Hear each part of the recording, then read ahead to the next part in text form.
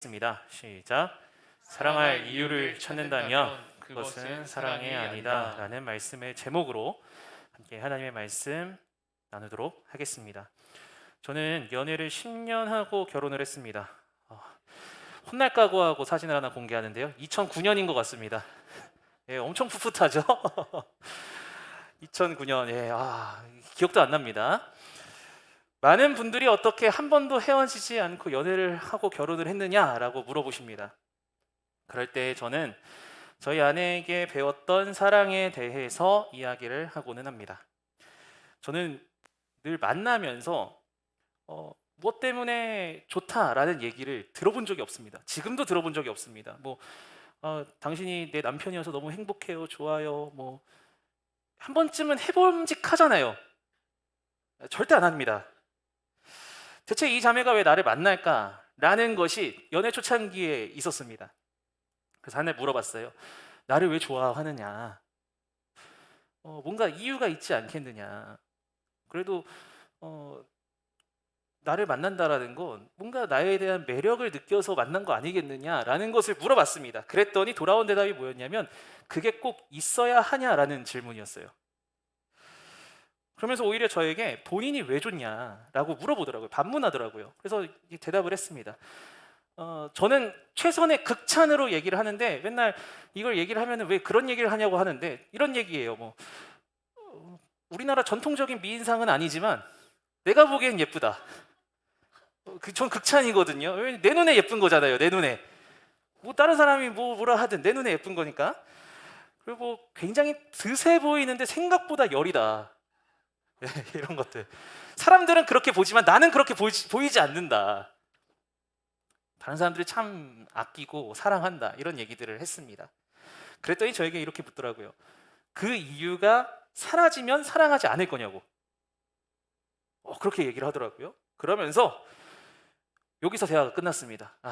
여기서 대화가 끝났어요. 근데 저는 여기서 대화가 끝나면서 이거에 대한 안도를 느꼈어요. 이 자매는 나의 어떠함 때문에 살아가는 게 아니라 그냥 나를 사랑하는 거구나.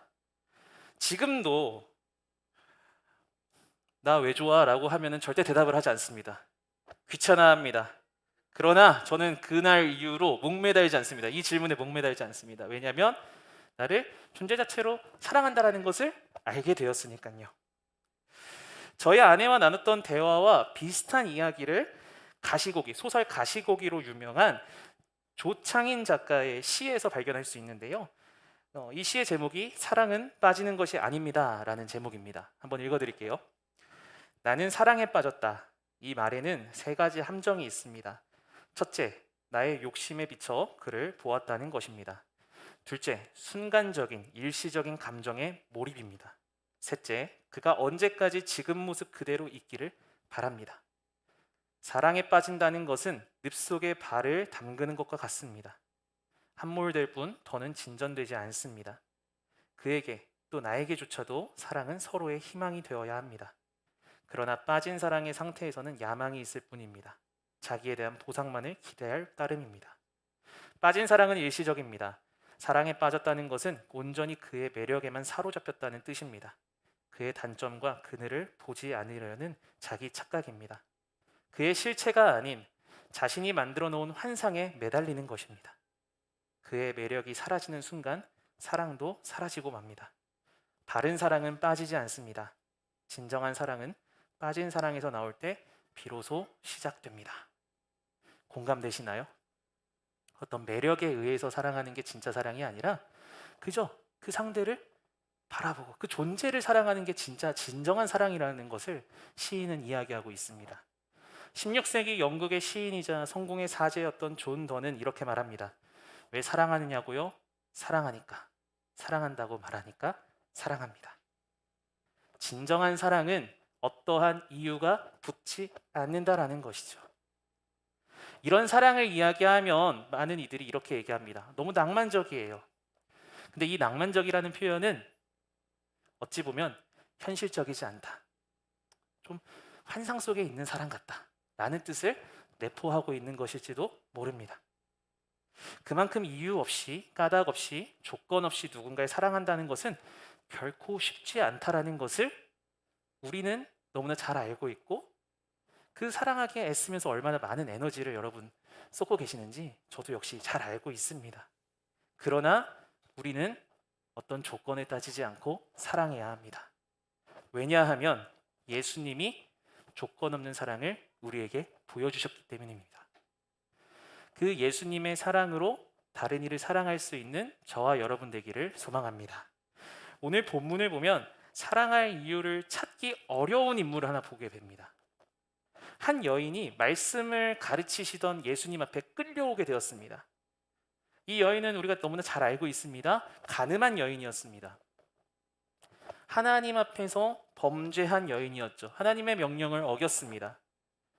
윤리적으로, 사회적으로 한 가정을 파탄내게 한 그러한 장본인이었습니다. 애쓰면서 사랑할 이유가 없죠. 오히려 정죄하고 미워할 이유가 더 많습니다. 이 여인이 군중 속 안으로 들어오게 됩니다. 배타적인 집단 안에서 나타나는 현상 중에 콜로세움 문화, 군중 심리가 작동하기 시작했습니다. 이 여인을 데리고 온 바리새인들과 서기관들이 주장합니다. 이 여인은 죄인입니다. 죽어 마땅합니다. 그곳에 있는 사람들이 설득당하기 시작했습니다.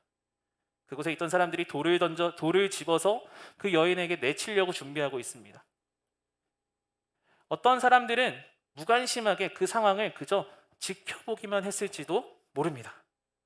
그리고 의기양양하게 이들 바리새인들과 서기관들이 예수님께 묻곤 합니다. 5절과 6절을 한번 읽어보겠습니다. 읽습니다. 시작. 모세는 율법에 이러한 여자를 돌로 치라 명하였거니와 선생은 어떻게 말하겠나이까? 그들이 이렇게 말함은 고발할 조건을 얻고자 하여 예수를 시험함이러라. 이 말입니다. 이 여인은 지금 죄인입니다. 예수님, 말씀에 비추었을 때 사랑할 이유가 전혀 없네요. 사회적으로, 윤리적으로, 도덕적으로 봤을 때 사랑할 이유가 전혀 없습니다. 당신은 사랑하라고 이야기하고 있는데 이 죄인 어떻게 하실 겁니까? 이 질문은 우리가 살면서 예수님께 하는 동일한 질문이기도 합니다. 예수님, 이웃사랑 말씀하시죠. 이웃을 사랑하라고 말씀하시죠. 그런데 사랑할 이유가 하나도 없는 지체가 있네요. 굳이 사랑하고 싶지 않습니다. 사랑하지도 미워하지도 않을 테니까 그냥 신경 쓰지 않고 살면 안 될까요? 바리새인과 서기관들이 하는 질문은 사실 우리가 살면서 누군가 사랑해야 될 대상을 바라보며 주님께 하는 질문이기도 하다라는 거죠. 여기에 대한 답으로 스카솔지의 예수님처럼 친구가 되어주라에 나오는 한 가지 일화를 소개하려고 합니다. 소수의 사람들이 모인 기도 모임에 이 스카솔지 목사님이 참석했다고 합니다. 한날은 이 모임에 한 번도 참석하지 않은 부부가 왔다라는 거예요. 이 부부의 모습은 이렇게 있는 사람들, 같이 있는 사람들한테 굉장히 불편함을 주는 모습이었다고 합니다. 남편은 술에 절어 있는 상태에 왔고 아내는 굉장히 불안한 표정으로 나 좀 도와주세요, 살려주세요라는 표정을 하면서 이 모임에 왔다고 합니다.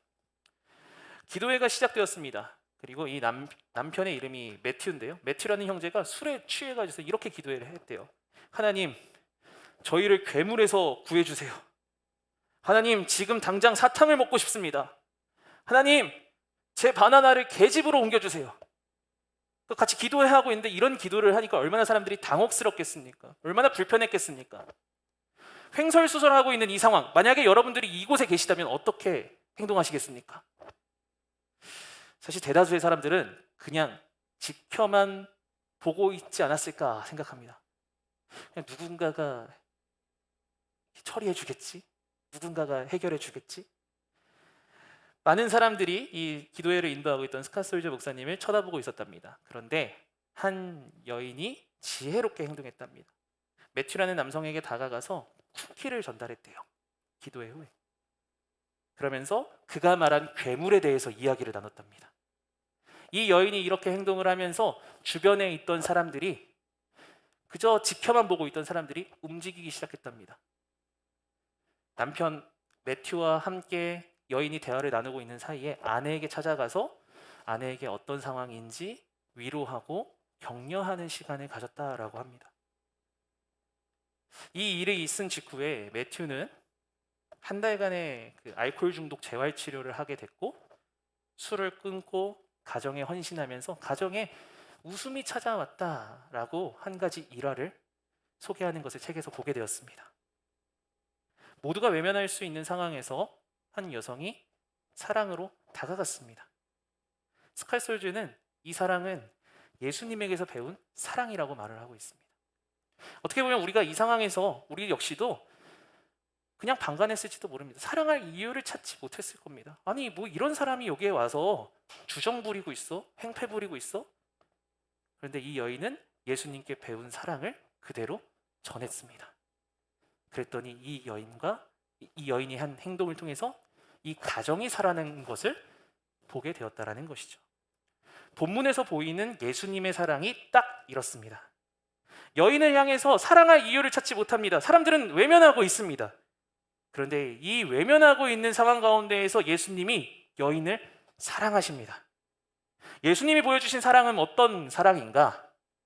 먼저 예수님이 보여주신 사랑의 특징은요, 첫 번째 특징이 있는데요, 상대가 내 입맛에 맞지 않아도 베풀어주는 사랑을 보여주셨습니다. 내 성향과 내 상황과 내가 처해져 있는 어떤 수준과 맞지 않더라도 나는 당신을 사랑합니다. 그저 당신을 사랑합니다라는 그 사랑의 자세를 보여주셨다라는 거예요. 한 아동심리학자가, 우리나라에 아주 유명한, 이름만 대면 아는 아동심리학자가 아이들의 인간관계를 설정할 때에 필요한 팁을 알려주더라고요. 아이들에게 클래스메이트와 친구의 개념을 정확하게 구분시켜줘야 된다라고 얘기를 하는 거예요.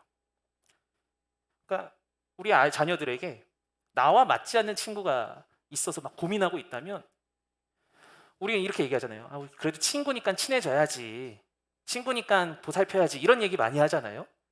그런데 오히려 그게 아이들의 정서를 더 혼란스럽게 한다라는 거예요. 같은 반 아이들과 친구를 구분시켜라. 그러면서 같은 반 아이들은 등교부터 학교까지 생활만 같이 하는 아이들, 친구는 너가 정말 친한 친구, 이렇게 이야기를 해줘야 아이들이 덜 혼란스럽다라고 얘기를 하는 거예요. 그러면서 자기는 이 말을 너무 하고 싶었대요. 친하지 않은 친구가 있다면 꼭 친하게 지낼 필요가 없다라는 것을 말하는 것이 정답이다라고 이렇게 얘기를 하래요. 해당 영상은요, 조회수가 174만회나 찍었습니다. 댓글들을 쭉 봤어요. 그랬더니 댓글들이 뭐냐면 너무나 옳은, 너무나 현명한 대안이에요. 저희 아이도 친구 관계 때문에 어려워했는데 꼭 친해질 필요가 없다라는 얘기를 해야 되겠어요. 이런 글들이 올라오더라고요. 이 맞아 보이죠. 그럴싸해 보이죠. 그런데 제가 그 학자의 이야기, 그리고 거기에 반응하는 것들을 보면서 참 마음이 너무나 아팠습니다. 과연 이게 맞는가?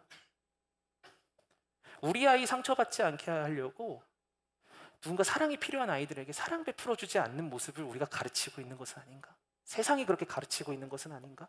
너무나 자기중심적인 사랑을 지금 가르치고 있는 것은 아닌가?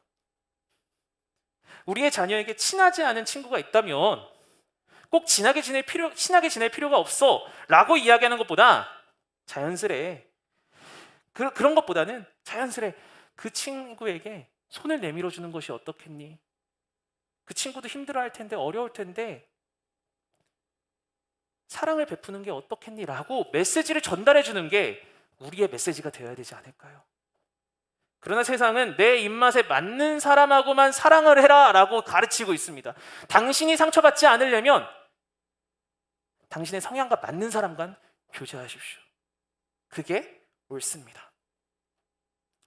요즘 교회들 가운데서도 이런 흐름들이 보이는 것 같아 굉장히 안타까운 마음이 있습니다.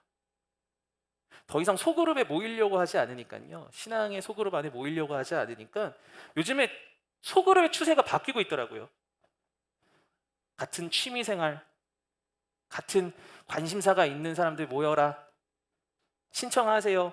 거기다 신청을 하면은 이제 거기서 교제하시고 그들과 교제하시고 관심 있으면 성경 배우러 오세요. 이런 흐름으로 가고 있더라고요.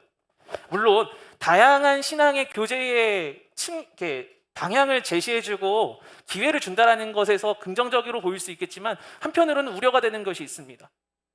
교회 안에서도 내 입맛에 맞는 사람하고만 교제하려고 하는 것은 아닌가? 이게 진짜 교회의 모습인가? 이게 예수님이 보여주신 사랑의 모습인가? 저는 여기에 있는 분들에게 또 이 기도의 말씀을 같이 나누고 있는 분들에게 도전합니다. 여러분, 교회는 익숙한 사람하고만 교제하는 곳이 아닙니다. 누군가 홀로 있다면 그들에게 찾아갈 수 있는 것이 교회에서만이 줄 수 있는 최고의 사랑입니다. 여러분, 혹시 교회 안에서, 신앙 공동체 안에서 익숙한 사람하고만 사랑을 나누고 계시지 않습니까? 내가 편한 사람, 내가 대화하기 편한 사람, 나랑 성향이 맞고 나와 관심사가 맞고 내가 생각하는 것과 너무나 동일한 생각을 하는 사람만 찾고 계시진 않습니까? 내 성향, 내 입맛이 아니라 그것과 그 입맛이 나랑 입맛에 맞는 사람이 아니더라도 먼저 다가가 사랑할 수 있는, 진정한 사랑의 모습을 나눌 수 있는 저와 여러분 되기를 예수님의 이름으로 축복합니다. 사랑의 삶을 살고 싶다면, 사랑의 관계가 더 깊어지기를 원한다면 여러분, 교회 안에서 연습하셨으면 좋겠어요. 소그룹은 그래서 최고의 사랑의 자리예요. 사랑을 나눌 수 있는 자리예요. 그렇지 않습니까? 사랑할 이유가 없는 분들을 만나서 우리가 사랑할 이유들을 찾아가는 거예요. 같이 찾아가는 거예요. 야, 이런 분들하고 같이 내가 사랑할 수 있구나. 그러면서 용기를 갖고 세상 속으로 나가는 거죠. 세상 안에서 그 사랑을 전하는 것이죠. 성도들이 세상에 보여줘야 되는 사랑은 내 성향에 맞는 사람하고만 나누는 사랑이 아닙니다. 때로는 위로가 필요한 자, 도움이 필요한 자, 사랑이 필요한 자, 사랑하기에 노력과 수고가 필요한 자들에게 다가가는 사랑이 성도들이 보여줘야 되는 사랑입니다. 누구나 할 수 있는 사랑이 아니라 그리스도인들만이 할 수 있는 사랑의 삶을 살아가는 저와 여러분 되기를 예수님의 이름으로 축복합니다. 예수님이 보여주신 또 하나의 사랑의 특징이 있습니다. 책임지는 사랑이셨습니다. 가늠한 이 여인은 굉장히 잔인한 상황에 지금 놓여 있습니다. 이 여인을 데리고 온 바리새인들과 서기관들은요, 이 여인의 인생에 대해서 관심이 없었습니다. 그저 오직 예수님을 고발하기 위해서 이 여인의 삶을 아주 잔인하게 난도질했습니다. 4절 한번 볼게요. 4절. 예수께 말하되 선생이여, 이 여자가 간음하다가 현장에서 잡혔나이다. 이 여인의 삶을 일거수일투족 쫓아다니면서 그 여인의 삶, 아주 사생활을 다 노출시켜버리는 것이죠. 여기에 대해서 심지어 이렇게 얘기하는 상황 가운데서 어느 누구도 문제 제기하지 않습니다. 간음을 했으면 이 여인 말고 대상도 있잖아요. 지금 그 대상은 없습니다. 혼자 너무나 끔찍한 잔인한 상황 가운데에서 죄인이라고 사람들이 손가락질하는 가운데 이 여인이 놓여져 있는 겁니다. 누구의 보호도 받지 못하고 도움도 받지 못하는 상황입니다. 예수님이 이 상황 속에서 뭐라고 말씀하십니까? 7절입니다. 우리 함께 읽어봅니다. 시작. 이에 일어나 이르시되 너희 중에 죄 없는 자가 먼저 돌로 치라 하시고. 우리 예수님 너무나 지혜로운 답변을 하셨어요. 처벌할 것인가 말 것인가 라는 답이 정해진 질문에 완전히 새로운 답변을 하셨죠. 그러나 단순히 지혜롭다라는 수준을 뛰어넘어서 저는 용기 있다라는, 용기 있는 사랑을 보여주셨다라는 묵상이 되더라고요. 내가 그 상황 가운데 있으면 나는 어떻게 했을까? 저는 여기에 보면 바리새인과 죄인과 예수님이 주로 등장하는 인물처럼 보이는데요, 그 배후의 뒤에 있었던 군중 중에 하나처럼 생각하지 않았을까라는 생각이 있었어요. 나와 무관한 상황이야. 굳이 내가 개입해도 되겠어? 그냥 어떻게 하나 보자. 돌을 짚지도 않았습니다. 그렇다고 적극적으로 말리지도 않습니다. 그저 방관하는 것이죠. 제 모습이 그런 모습인 거예요. 우리 그렇게 살아가고 있지 않습니까? 그런데 예수님 어떻게 하십니까? 예수님 그 홀로 있는, 굉장히 괴로워하고 있는 여인에게 다가가셔서 책임 있는 사랑을 보여주십니다. C.S. 루이스는 진정한 우정, 사랑에 대해서 이렇게 말합니다. 뭐든 사랑하려면 마음이 괴롭고 심하면 찢어질 각오를 해야 한다. 상처 하나 없이 마음을 안전하게 지키고 싶다면 아무한테도 마음을 주지 마라. 누구와도 얽히지 마라. 그저 마음을 이기주의에 관해놓고 꼭 잠그라. 하지만 안전하고 어둡고 움직임도 없고 공기도 통하지 않는 그 관 안에서 마음은 변한다. 상처를 입히지 않지만 부술 수도 뚫고 들어갈 수도 고칠 수도 없게 단단히 굳어버린다.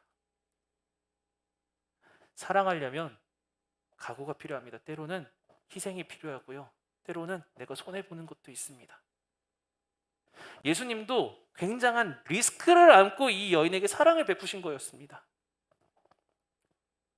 지금 예수님 앞에 예수님의 골탕 먹이려고 하고 있는 이 사람들 앞에서 예수님 어떻게 대응하셔야 되는지 다들 지켜보고 있는 가운데에서 예수님은요, 이 여인을 지키는 선택을 하신 거예요. 이 여인을 책임지는 선택을 하신 거였습니다. 다른 일을 사랑한다는 것은 위험을 감수하기도 하고요, 귀찮기도 하고요, 과도한 책임을 지는 것 같기도 합니다. 군 복무 시절에 같은 부대에 있었던 부대원 중에서 제 후임 중에 최우림이라는 그 친구가 있었습니다. 후임이 있었습니다. 취사병이었는데요. 그 소위 말하는 패급이라고 막 얘기를 해요, 군인들. 굉장히 어디에 어울리지도 못하고 욕은 욕대로 먹고, 이 친구가 미움을 받았어요. 모든 부대원한테. 저희 한 20명, 30명, 30명 정도 되는 규모였는데 모두가 더 좋아하지 않았어요. 왜냐하면 그 군대 특성상 나 하나 잘못했다고 끝나지 않거든요. 간부들이 이 한 명의 잘못을 계도시키기 위해서 모두의 생활 패턴이 다 바꿔버리거든요. 이 친구가 그런 친구였습니다. 거기다가 날이 가면 갈수록 어떤 업무적으로나 여러 가지로 개선되는 게 없으니까 지친 거예요. 이 정도 되면 해야 되는 거 아니야? 라는 것들을 못하는 거예요. 선임들은 무시하기 시작했고 후임들도 역시 무시하기 시작했습니다.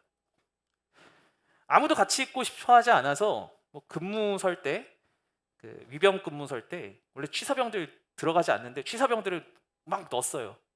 너 우리 부대 정도 취사병이면 괜찮아, 너 들어가야 돼, 이러면서 막 강제로 넣고 가장 힘든 시간대에 넣어가지고서는 같이 있지 못하게 그렇게 근무표를 짜기도 했습니다. 그 친구를 보면서 좀 안타까운 마음이 있었어요. 그래서 근무 시간에 저는 이제 잠깐 짬을 내서 찾아가서 먹을 거 사주기도 하고 고충을 들어주기도 했습니다. 사실 저도 이 과정에서 굉장히 열받는 것도 많았어요. 왜냐면 딱 봐도 욕먹게 행동을 하는 거예요. 그러니까 제가 그 친구 그런 친구 아니다, 막 선임들을 설득하고 그런 친구 아니다, 잘 봐라, 잘할 거다, 그렇게 얘기를 하고 뒤돌아서면 사고를 치는 친구니까 저도 더 이상 어떻게 해줄 수가 없는 거예요. 선임들도 저한테 계속 얘기했습니다. 왜 자꾸 쟤만 감싸고 도냐. 욕 되게 많이 먹었어요. 정말 욕 많이 먹었습니다. 왜 저 친구한테 저렇게 하냐. 저 역시도 편들어주고 같이 함께 하지만 괴로웠습니다. 혼돈내기도 하고. 그러나 사랑하기로 작정했습니다. 물론 그 과정에서 완벽하게 사랑하지 못했습니다. 이건 솔직하게 말씀드리는 거예요. 전역하기 전에도 막 마음이 오락가락했습니다. 그 사람 마음이 그렇잖아요. 사랑하기로 작정하게 했다 하더라도 그래도 한번 꾸준하게 해보려고 했습니다. 찾아가서 근무 시간에 찾아가서 또 한번 얘기하고 얘기 들어주기도 하고. 전역을 하고 어느 날이었어요. 제 생일에 모르는 번호로 전화가 오는 거예요. 받았더니 우림이라는 친구였어요. 선배님, 당시에 정말 힘들었었는데 그래도 제 얘기 들어주시고 함께 해주셔서 참 감사해요. 제 생일에 그런 생일 축하 전화를 하더라고요. 이 후임과 통화하면서 다시 한번 생각했습니다. 누군가를 사랑하려고 우리는 사랑의 조건을 찾잖아요. 사랑할 이유가 없더라도 사랑해야 되는 이유가 있구나. 사랑해야 될 필요가 있구나. 용기가 있어야 되고 책임지는 모습만 있다면 비록 내가 조금 욕을 먹기도 하고 내가 손해를 본다 할지라도 한 사람이 힘을 얻고 위로받고 일어날 수 있구나. 이렇다면 사랑할 만한 가치가 있지 않습니까? 우린 자꾸 사랑의 이유를 찾는데 이유가 없어도 사랑할 수 있는 것 아니겠습니까? 사랑하는 여러분, 주변에 미움받는 사람들 있지 않아요? 자꾸 눈에 걸리시는 분들 있죠? 사랑해야 되는데 사랑하기 쉽지 않다. 하나님이 그 영혼들을 사랑하라고 우리의 눈에 보여주시는 겁니다. 한번 그 사람의 삶에 들어가서 한번 책임지는 사랑을 실천해 보라고 보여주시는 겁니다. 여러분의 삶의 자리에서 사랑을 베풀 기회가 있을 때 잡으시기 바랍니다. 그 가운데에서 주님 주시는 사랑을 풍성하게 누릴 수 있을 것입니다. 그러한 사랑의 사람으로 살아가는 저와 여러분 되기를 예수님의 이름으로 축복합니다. 우리가 이 본문을 보면서 스쳐 지나가는 예수님의 행동 하나가 있는데요, 저는 이 본문을 보면서 굉장히 한편의 영화 같았습니다. 행동 하나가 예수님께서 이 여인을 어떤 태도로 사랑하셨는지를 딱 보여주는 거였어요. 어떤 거였느냐면, 예수님께서 죄 없는 자를 돌로 치라 라고 말씀하신 다음에 8절에 보면 행동 하나를 하십니다. 8절을 보면 다시 몸을 굽히십니다. 이런 장면 아니었을까 싶어요. 다시 몸을 굽히셨습니다. 모두가 정죄와 경멸의 시선으로 위에서 아래로 그녀를 바라보고 있었습니다. 그런데 예수님은 사랑이 필요하고 위로가 필요한 이 여인의 눈높이로 다가가셨습니다. 주눅 들고 어디 하나 마음 들 곳 없는 이 여인의 눈높이에 맞춰주신 거예요.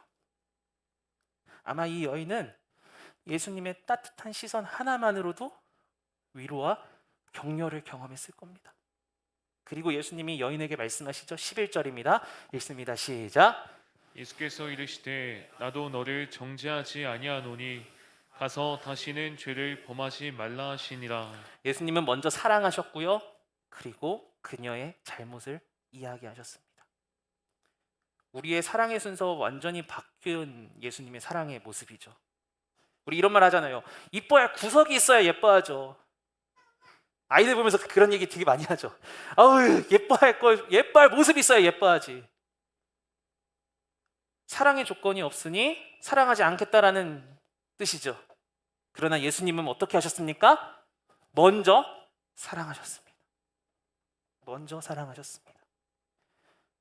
콜롬비아 구지락족들을 위해 성경 번역을 하던 선교사님께서 마태복음 9장 2절에서 예수님이 하신 소자야 안심하라 내 죄사함을 받았느니라를 어떻게 하면 잘 번역할 수 있을까 고민하다가 이렇게 번역했대요. 내가 너를 용서한다. 우리 이제 친구가 되자. 예수님은 어떤 조건을 보고 우리를 사랑하시는 것이 아니라 그저 우리의 모습을 보시고 우리의 수준으로 오셔서 우리에게 사랑을 베풀어 주시는 분이십니다. 사실 우리는 이런 예수님의 사랑을 받지 않았습니까? 이 여인이 받았던 사랑을 우리 역시도 받지 않았습니까? 사랑받을 이유가 없는 우리에게 친구가 되어주시면서 사랑을 보여주신 분이 바로 우리 예수님 아니십니까?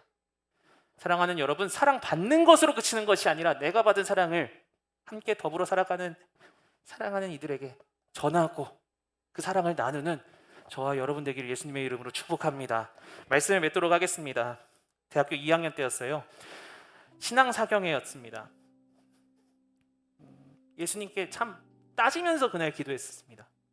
예수님, 사랑받을 이유가 저는 하나도 없어요. 제 모습을 보면은 너무나 부끄러운 모습이 너무 많습니다. 그런데 왜 나를 위해서 왜 십자가 지셨나요? 왜 나를 위해서 그 존귀한 예수님을 십자가에 못 박으셨습니까? 하나님 대체 왜 그러셨어요? 너무 효율적이지 않잖아요. 그런데 제 마음에 강하게 이런 마음을 주셨어요. 그냥 너여서 그래. 우리 주님은 저를 제 존재만 보고 사랑하시는 분이신 거예요. 어떤 이유를 따지지 않으십니다. 그냥 너여서 사랑한다라는 마음을 너무나 강하게 주셨어요. 저 역시도 누군가 사랑할 이유를 자꾸 찾습니다. 참 힘들 때가 있어요. 근데 그때마다 이날 경험했던 이 사랑의 경험을 다시 한번 곱씹어 봅니다. 우리 주님 나의 존재만으로 사랑하시는데 내가 왜 사랑할 이유를 따지고 있는가? 내가 왜 이 사람은 이러니까 사랑하고 이 사람은 나쁜 행동을 하니까 다른 사람을 괴롭히니까 난 사랑하지 말아야지. 왜 내가 이것을 재고 있는가?